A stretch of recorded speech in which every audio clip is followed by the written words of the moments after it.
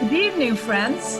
Welcome to the Leader's Edge, Episode 1, Season. Everyone, and welcome to our weekly webcast called The Leader's Edge. We are here tonight. Welcome to episode number 7, Season Leader's Edge. And in our show today, which is Season 6, Leader's Edge, Season 3, Episode 10. And I'm Nelson T. Welcome to this super special episode of The Leader's Edge. And this is episode 8 of season 6. Hey guys, good morning, good evening, good afternoon, wherever you are in the world. We are now on our season 6, episode 2. And tonight, we have an amazing and a wonderful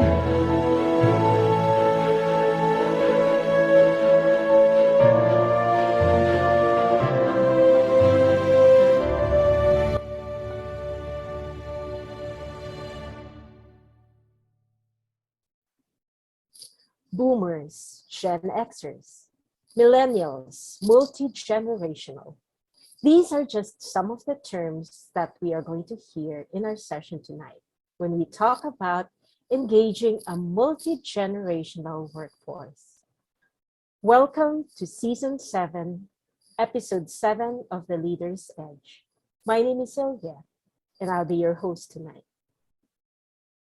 Today's workforce is a mixture of different generations that contributes to increased diversity and a new set of challenges. Leaders should therefore be able to effectively lead and engage individuals from different generations through collaboration and leveraging on unique and common strengths. Our speaker tonight is a familiar face here in the Leader's Edge. In her last talk, she shared her views on the challenges of keeping employees engaged in a virtual world. And she also talked about how Aboitiz Group managed to navigate the uncharted waters of the virtual workplace. I will share a link to that talk in the subscription box below. Since then, our speaker has been promoted to Chief Human Resources Officer of the Aboitiz Power Renewables Business Group. Aboitiz Renewables focuses on growing the renewable energy portfolio of Aboitiz Power. She is known for her strategic mindset, creativity. She's also passionate about continuous learning and adapting to new technologies. Her extensive professional experience, which she gained from working in different industries, has given her a broad perspective. She truly is the best person to talk about this topic. She will share her experiences and practices that are both proven effective in positively engaging a multi-generational Filipino workforce. Ladies and gentlemen, let us welcome back on the Leader's Edge, Miss Ruby Jaucian. Yes, good afternoon. Good afternoon. Ruby, It's good to be back in here in Leader's Edge. Ruby, I have a question. You are a statistician. That's a mouthful. A statistician by academic training.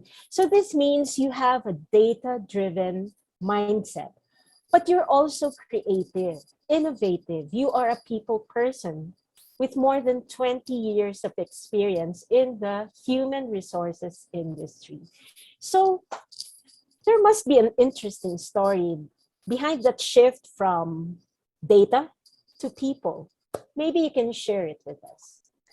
Okay, sige. So my career change was really deliberate on my part because as a fresh graduate, I started in market research, which was really aligned to my college education.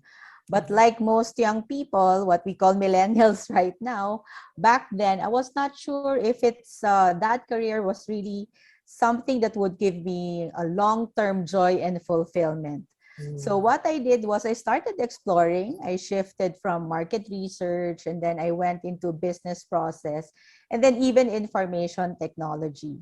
And then as I was doing my job and I was given a team, I discovered that what's really interesting to me is how organizations work and how they become successful through people, process, and systems. So what I did was I took a course in strategic HR management.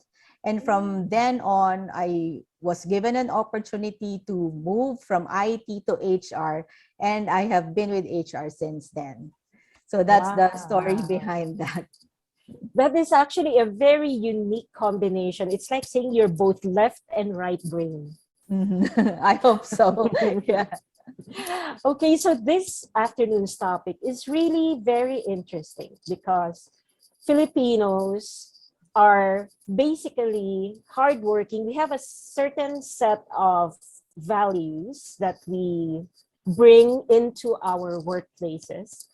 And because we are in a global village, you can have a boss who is Filipino and non-Filipino as well. So I'd like to find out what are the advantages or disadvantages of having a multi-generational workforce within an organization. Sige, so thank you very much for that question. It's very interesting, actually. But let me start with what is a multi-generational workforce?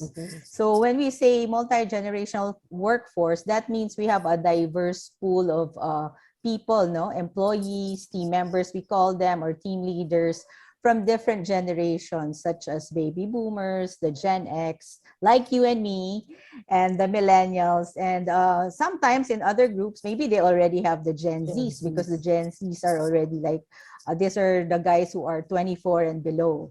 Right? So maybe there are also organizations that have Gen Zs as well. Okay, so to answer your question on advantages and disadvantages, the very first advantage that I can think of is that when you have a multi-generational workforce, you have a diverse pool of talents. And because of that, you have diversity of thoughts and ideas, which is very, very important. No? So even when I look at the studies about different generations, about diversity, just like the Gartner study that I have read, it says that 75% of companies with diverse workforce will exceed their financial targets.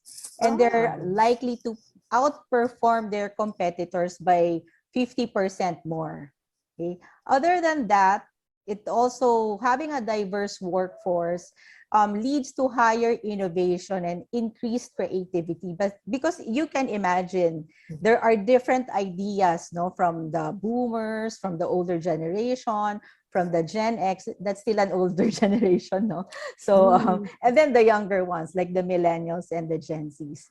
And even another report from from BCG, a consulting company, they said that there is, if you have a diverse team, they report higher revenue by at least 20%. So I think there's loads of advantages, right? And also, if you encourage diversity in terms of the different generation, that also can lead to a better employee engagement, because it's very important for people, to feel that they belong to an organization. And so with that, if you have better employee engagement, better employee experience, then you can further compete to hire the best talents in the market. Okay, so I think that's one. So you have diversity of thoughts and ideas. And then the next one is that because you have all of these ideas, you can harness the best of different generations. In the company that I work for, you mentioned the Aboitiz Group. We actually take this very seriously. We were exposed. We were given the book called Remix. The author is Lindsay Polak, for those who would like to check out the book. And she actually likens multiple generations to remixing your favorite song. So for example, you have a Beatles song, a favorite Beatles song, which is in the 70s. And then people who were born in the younger years, who are younger, they can remix it. they can make a familiar tune or song and give it a fresh, update it, make it more progressive. So that's how we remix things in the office when we have multiple generations. And the third one, which I think is very important, is that if you have multiple generations at work, right, in our organization, and I think globally, more than 60% of the workforce are already millennials. So we don't have a choice. The boomers are going to retire soon. I think there's just less than 10% of boomers in the workforce. The Gen Xers, we are 20 to 30% of the workforce. And for example, for myself, I'm 48 and I'm going to retire by, if say the retirement age is 60, I'm retiring in 12 years. So it's very important that we have the younger generations because we don't have a choice. People grow old, they retire, and we need to pass the baton to the younger ones who are the future leaders of the organization. So if we don't have them now, what will happen to your organization, right? So we have to be prepared for the future. Okay. Is that okay, Sylvia? So Yes, I'll continue yes. with the. I'm fascinated by your list. And I could relate because a lot of the people I encounter, their bosses are actually younger than they are. And it rattles them at first, but then they got used to it. They said that I am outnumbered, like 10 to 1. What can I do? They just feel lucky that at least they still have a job. So that's the experience on the ground. Sige. So I can also relate to that. I belong to a team of, I have like 12 people that's in my team, and they're all very young, so much younger than me. And I also work with the boomers, so it's really working with different generations. The next part of your question is about disadvantages, right? Yes. But I would like to think of this as not really disadvantages, but challenges that we need to face as we work in this multi-generational workplace. So the first one that I think is very common, there are many challenges, but I'll just mention some common ones. And I think the first one that's very common is the communication. So I think communication is where generational differences are really keenly felt by the different generations because they talk differently. People of the boomers have their own language, and the Gen X's, we have, like, for example, baguettes, right? So if you can remember, or we call, when we go out, we go to the disco. Now they don't go to, I don't think they go to the disco or a bar. Well, now they don't, I don't think they use, the younger ones use those words anymore, right? So communication is very important in an organization, but I also think that there are challenges in terms of that. In another study, it says 81% of the workers agree that there are differences in the way people communicate. There are different communication styles. So, and the other thing is we adjust in the way we communicate, but also how we communicate. So for example, there are different communication channels. The boomers, for example, or even myself, I was born with the telephone, and it would ring and I will pick it up, right? Now, when we call the younger people, they're kind of surprised because they will ask me, why did you not text me? You should have texted me first, or sent me a message or email, or chatted with me on Google Chat, Messenger, etc., rather than calling right away. I don't think their phones even ring, right? So, so we should also adapt to the different ways we communicate, the different channels. So right now, because of the pandemic, the digitalization was accelerated, even the digitalization of communication. So we are, instead of, sending a memo or paper or calling everyone face to face during a town hall meeting. We're now delivering our messages through digital online, just like what we're doing this tonight, right? Yes. So we also have to adapt to that. And then, as I said, the words used by the millennials, sometimes I have to ask them, what do you mean? In fact, there was a time when I engaged with one of my younger friends and asked her to, can you explain these words to me or these phrases to me? So, for example, what is spilling the tea? Those terms, right? What do you mean when you say you're feeling salty? So those are the words used by the millennials. And if they keep on using this and we don't understand, of course, we will be left behind. I have kids, so I have two teenagers, so I ask them about this as well. I learn from them. And then Actually, a lot of times, because effective business communication is one thing I also have a passion for.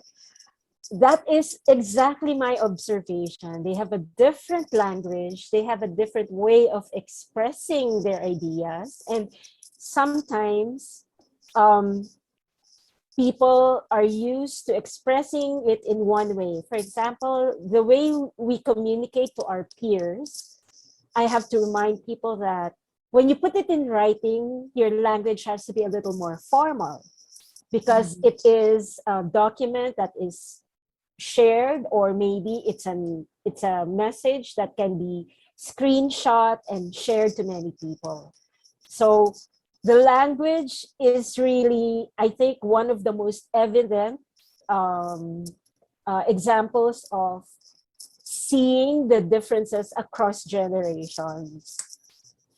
That's true. That's very true. I think that's one of the more obvious difference among the generations.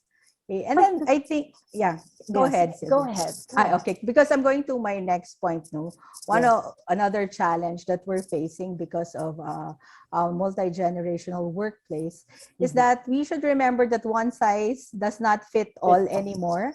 It's not like before. There's one type of car, and everybody buys that car. Now, even for HR, we have to think of how to customize things. It's all a la carte, almost all a la carte, meaning we give choices, especially to the millennials, no? But not just the millennials, but also we want to be more inclusive. Therefore, when you are designing, let's say, for example, your benefits program, you have to think what benefits would be valuable to a boomer who's near retirement. Then, of course, maybe the retirement benefit is very important for a boomer. And then for a Gen X, for example, who has a family, what kind of benefits are important to them? How about the younger people in the office? And most of them are still, single, and they like to travel, and technology is important to them. Then what kind of benefits would they like to have so that you can attract and retain them in your organization? So with this, I think more companies now are adapting to, for example, choice to the employee. So those are very good challenges. It's not easy, but it's a very good challenge wherein you can be more exclusive. You can ask people from different generations to give you ideas to help you solve the problem, for example. Okay, so it's not just in benefits, but also in recruitment. So gone are the days when you will post an advertisement, a job ad in a newspaper. Nobody's going to pick that up anymore. So everything is in social media. So for example, for us, we're very active in social media. We put up employee stories, employer branding stories on Facebook, LinkedIn, on Instagram. I've seen other companies who are now using TikTok as well. So you become more creative as you adapt to these changes. So I think those are the challenges. Meaning there has to be a change. So that's the main challenge, is how do we adapt and our thinking and our ways of doing to the differences in the workplace. And I think this pandemic has actually accelerated that kind of adaptation to the That's true. changes, to what is necessary now and what is needed. And I think if since your organization is well ahead of that, of meeting those challenges, when you shared what your experiences were in engaging your employees to get used to the virtual workplace, I think it was a good example of being able to swim, for example, like swim with the sharks. You have to do it. It's sink or swim. So I'm just curious because you said that you have a lot of you mentioned a lot of research about this very unique phenomenon. I mean, I remember when I was starting, we just had 3 generations in the office. You had the traditionals, you have the boomers, and then Gen Xers, that's it. Now we can have more, around 5. But then I'm curious, what is the difference between the multi-generational workforce who are Filipino and their Western counterparts? Because when I go online, when I do my research, everything is all based on the US market, and nothing is really nothing talks about the Asian or the Filipino market. And yet our workforce is world class. We cater to different countries, to different clients, multinationals. So what do you think is the main difference between the Filipino workforce, Filipino workforce who is multi-generational, and the experiences in the Western, in the Western side, in their Western counterparts, so to speak? That's a very interesting question. I actually did the same. I've looked into many literature and books and studies on the multi-generational workforce, and most of it are really based in the US or in Europe and other Western countries. Because the studies say that the characteristics of each generation really crosses cultural boundaries. Unless, for example, you grew up in a country that's isolated from the world and there's very little global influence, right? So, Yes. so if you read the descriptions for every generation, somehow you can relate to it. But I think also there are still nuances in terms of the Filipino workforce because of our values, no? So for example, Filipinos are really closely knit to their families and really value their families. And because of that, they try to bring that value to the office setting. And wherein in many situations, they want you and them to be like family. They treat you like family. So for example, and I think it's good for our multi-generational workforce because as we try to build relationships across the different generations, yung very familial value, the value that we give to relationships as Filipinos, it bridges the divide between these generations. Let me give you an example, which is based on my experience, because obviously I'm older than some of my colleagues, and most of my colleagues. They because they've been close to me, they try to get me as ninang for the weddings because they want me to be part. They want to ensure that we have that kind of relationships, and I gladly accept, right? And then some of my friends, for example, they have kids and they ask me to be the ninang of their kids as well. So I think the country's culture for us, even for us Filipinos, I think it really affects the dynamics in the office. But having said that, I also found a study by McCann Truth Central called The Truth About the Youth in the Philippines. So this study is not a new one. It was actually done 5 years ago, but I think we can still relate to the main findings, right? So let me share with you the main findings. The first one is that 83% of the Filipino youth, so these are the millennials, are still heavily reliant on their parents' advice compared to 73% globally. So what does this mean for me as an HR professional? So when we do our employer branding, for example, and we're trying to recruit a fresh graduate or someone who's in the younger, who's younger, no? And just graduated, very few years of experience, they would often ask their parents, is this a good company to work for? So it's also important that we have presence, for example, in the social media where the parents can read about us, because they heavily their advice is heavily respected and sought by the Filipino youth, right? And then I've also found very interesting results from this study.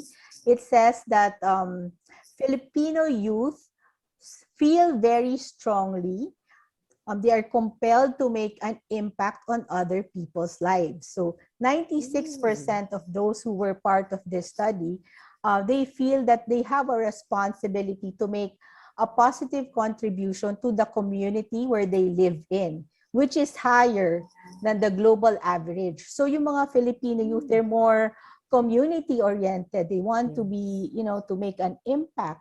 And they want to be remembered as a person who has changed the world. So what does this mean for me? For example, I'm now in the renewable energy, and that's very important that I tell the youth, for example, that the people that I'm hiring, the millennials and the younger, even the Gen Zs, that we are in the renewable energy business, and that's important in sustainability, right? Dealing with climate change, and it's a very important social issue right now. And by joining the company, they will be able to provide a positive impact, not just in our little community, not just in our country, but also in the world.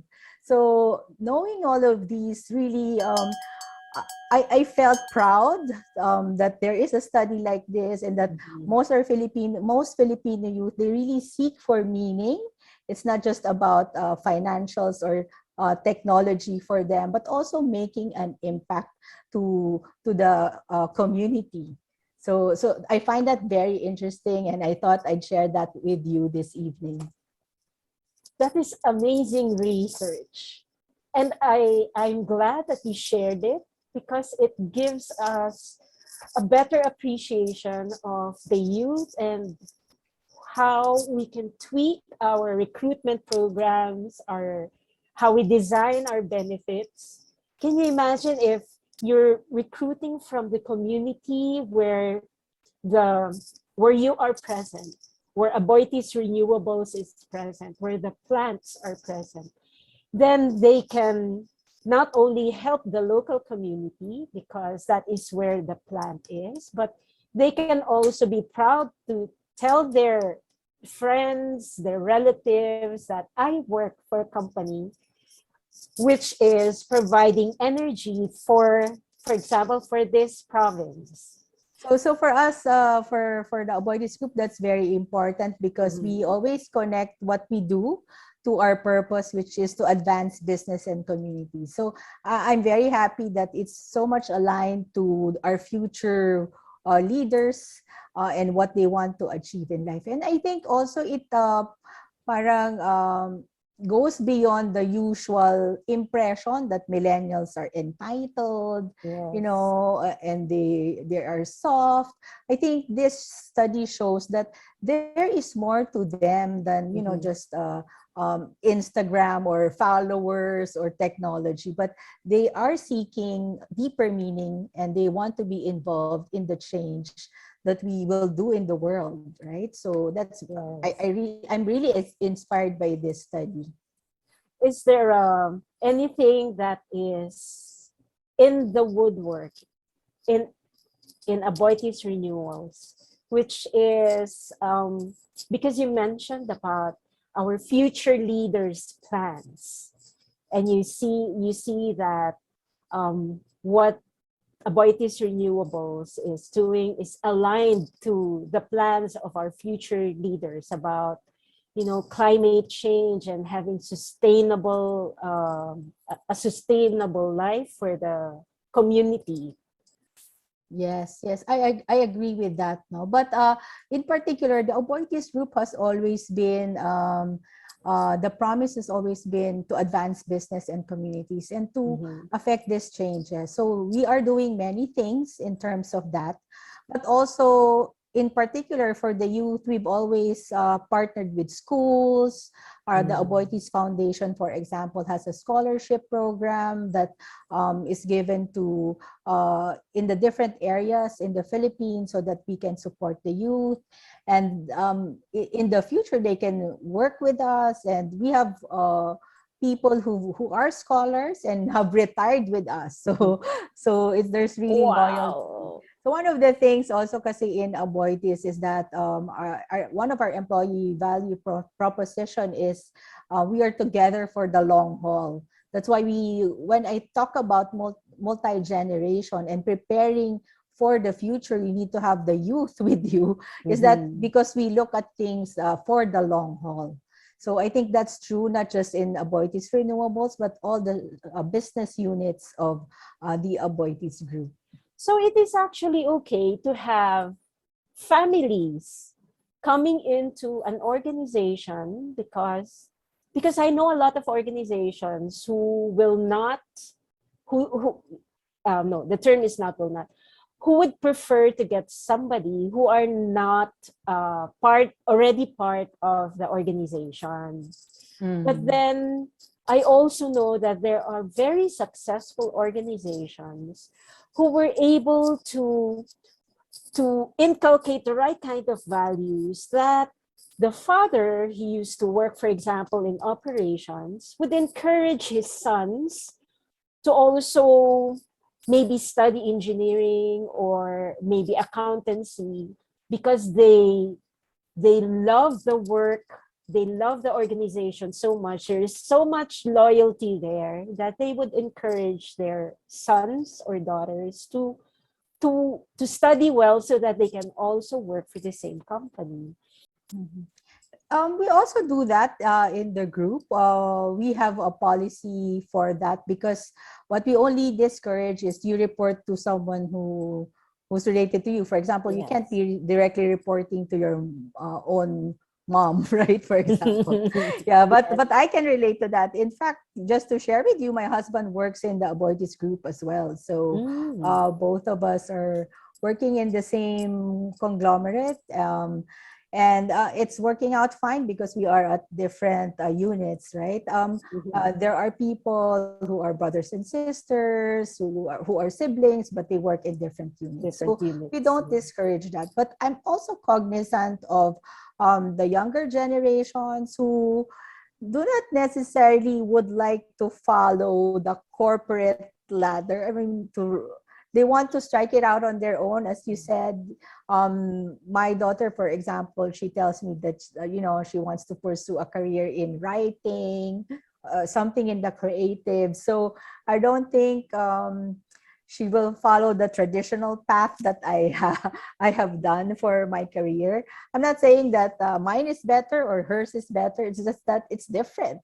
So we're also open to that. That's why in the organizations that are thinking of the future, that are very progressive, they are also thinking of gig workers, meaning these are the workers. For example, I was talking to an IT, he's a programmer, and he's done a lot of applications, but we wanted to ask if he's interested to join us. He said, I just couldn't see myself in a corporation wherein you ask me to do all of this administrative stuff. He wants more freedom, more flexibility. He wants to work when he feels working at night, he'll work at night. He doesn't want to be bothered by, other meetings or all of the other things. He just wants to program. That's all he wants to do. So as an organization, we also have to think of how do we engage this type of workers. They don't want to have the traditional, 8 to 5 job, Monday to Friday. They want to strike it out on their own. They want to manage their own time and deliverables. So those are the gig workers, and we have to be prepared to adapt to that as well. Because more and more, marami na yan in the market, Yes. right? You can see, for example, in marketing, we used to hire, I think we're still hiring marketing agencies now. But if you look at Instagram, there are influencers who are also very good at marketing, and they didn't even go to a marketing school, but they have millions of followers, and they can effectively promote a brand and sell. So we have to look at these different things that are happening now and adapt to them and be creative as well. This is what you mentioned about being passionate about new technologies. In the HR world, it is really the game is changing, and if you don't follow, if you don't go with the flow, the talent will just pass by, and it would have been a missed opportunity. I think that is a good point when you said that there are a lot of gig workers, there are a lot of talented people out there who are not used to the traditional 9 to 5 setup or 8 to 6 setup, but they are so talented. It is we can engage them maybe on a per project basis, and still get the deliverables based on whatever is needed. Definitely. It's like we should ride the tide of the Yes. changes.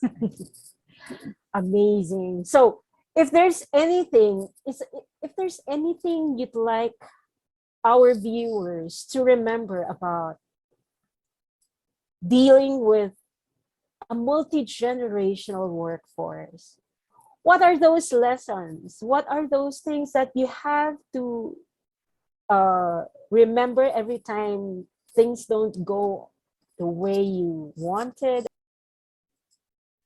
Okay, so thank you for that question. If there are 3 things that I'd like the audience to remember about this talk or this session, the first one would be collaboration is very important across generations. Actually, it's imperative to the success of the organization. Younger generations are they're more diverse in thinking, in expressing their wants, and the older generation has a wealth of experience that they can bring to the table. So we really have to work together. In Filipino analogy, and I always tell this in the office, I always share this with my team, I look at the multi-generational workforce as halo-halo. So if you know what halo-halo is, it's very colorful. There are different ingredients. There's layers and layers of flavors. And when you look at it, it's like, ano to? Wow, there's so many things going on here, right? But when you savor the taste of the halo-halo and you enjoy it, parang everything works together, the ingredients work together, and it just brings out a very good dessert. It just gives you a very good and satisfying dessert. So I would think of that as how we should put together a multi-generational workforce. We maximize the strength of each individual and generation and come up with the best one. So that's my halo-halo analogy, and I hope that the audience will remember that. The second point is we have to empathize. We have to try to understand and see things through the world of another generation. If you're a younger person and you'd like to be of help, if that's true to you, and then help a boomer, for example, or someone like me, a Gen X, in terms of technology, in terms of understanding your perspective. So just the other weekend, I wanted to design a simple post for my LinkedIn profile. And I was thinking, what application can I use? Like, I think PowerPoint has been overused and I wanted to be a little bit more creative. So I called on a younger friend and I asked her, can you give me a quick tutorial on Canva?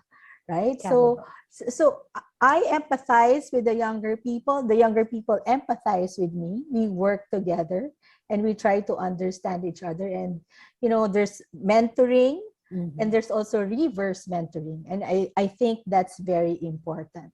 And if you read the news today and you read about a lot of articles are available in Google when you Google it, and the Great Resignation is a trend that always comes up, because the Great Resignation says that because of the pandemic, a lot of people had time to reflect about their lives, and is it bringing them meaning? Is it really meaningful to commute to the office, go through the traffic 2 hours per day, 2 hours or more per day? What are they doing in their lives? Do their lives have meaning? So some people thought they resigned and they're looking for better meaning, and most of them in the US went to the suburbs. They left the cities because anyway, you can work from home and you can work remotely. So I think that's also very important in terms of practicing your empathy. So for example, there are people who are affected by COVID. They're taking care of their parents, they're taking care of their children, right? So you have to have empathy for them, because maybe there are times that they cannot. They have to be given more flexibility, because maybe they cannot work 9 a.m. to 10 a.m. because their child is in online school and they have to assist. So extend some flexibility, because in my experience, a lot of them really make up for it. They extend naman in the evening if they spend some time away from work in the morning. So empathy is very, very important. And then my third, and I think this is my last point for this session, is to adapt to change. Because as I've said earlier, I'm getting old. I'm going to retire eventually, not this year, but eventually. So we have to adapt to change and be prepared for change. I have read an article from Gina Pell. She's a tech entrepreneur and a creative director. She said, be a perennial. What is a perennial? You're not a boomer, you're not a Gen X, you're not a millennial, you're not a Gen Y, you're a perennial. She coined this term, and it describes a mindset of people at any age. So this mindset should be used to foster unity in the workplace. So perennials are those who have bridged the generational divide, and they're more inclusive, they're creative, they're curious, they're adept with technology, they're anchored in the present, but also they have a growth mindset. So it pushes them to look towards the future and to move forward. So like the flowers, perennials are ever blooming regardless of age. Ayan, so that's that's my mantra. I want to be ever blooming regardless of my age. And this means I'd like to be inclusive. I'd like to have a growth mindset in place. And I think this is the clear path toward a multi-generational workplace, which is also successful and progressive. So those are the 3 takeaways that I'd like to share with you this evening. Thank you very much, Ruby. That's the perfect way to end this session. We end on a positive note. Remember, ladies and gentlemen, there is no be the one to bridge the generational gap or divide. Be a perennial. Innovate, collaborate, empathize, and adapt to change. That is her 3 most important qualities that she would like to share with us. Ruby, thank you very much for sharing these very useful insights. I am so happy to have spent this time with you. I am a Gen Xer and I'm proud of it, but I hope that our viewers who are boomers, who are traditionalists, the millennials, Gen Zs, please, I hope that you were able to learn a lot from our resource speaker. And whenever you enter that workplace, just remember, you have a choice. You can be a perennial. Thank you very much. This has been The Leader's Edge. Thank you and good night. Stay tuned for our next episode featuring Pido Aguilar as he talks about abundance and gratitude. Learning is a never-ending journey with limitless vistas.